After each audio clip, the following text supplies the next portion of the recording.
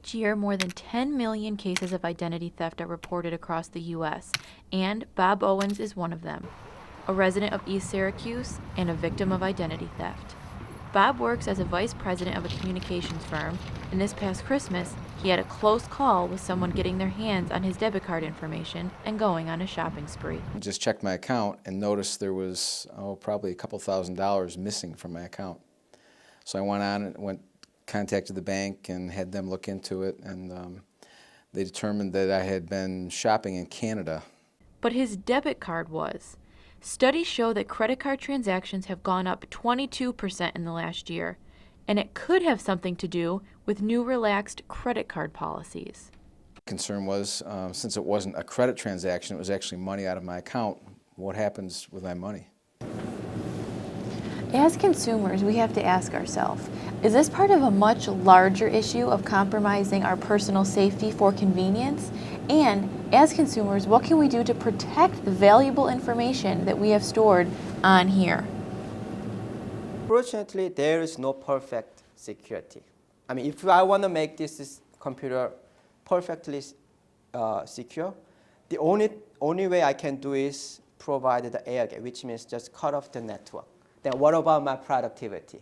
According to creditcard.com, the top 5 most risky transactions are online, restaurants, buy now, deliver later, automatic withdraw, and gas stations. Experts contribute the convenience factor of online and swipe and go shopping with the growing number of stolen identity and fraud cases each year. So what does it mean? It's convenient. Probably we are making more number of transactions than before, right? So I mean, obviously, if there are more users, there are more transactions, there are more security problems, right? But not everyone agrees with Park on the dangers of shopping with plastic rather than old-fashioned cash. Attorney George Shalloway specializes in personal finance and considers it a time saver, not a danger. I think it's an opportunity to save a little bit of time, especially when there's 12 people ahead of me at Starbucks. You want things to move. Bob Owens disagrees, especially after hearing what the bank had learned after looking into his case. What I thought was interesting was that once they investigated it, they determined that it was an actual card, a duplicate card of mine that was used in Canada.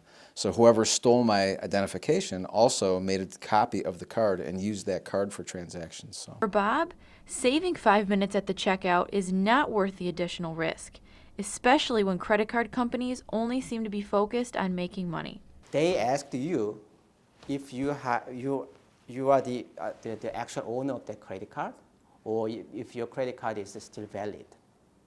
But do they actually check your identity? Do they care about your real identities? No.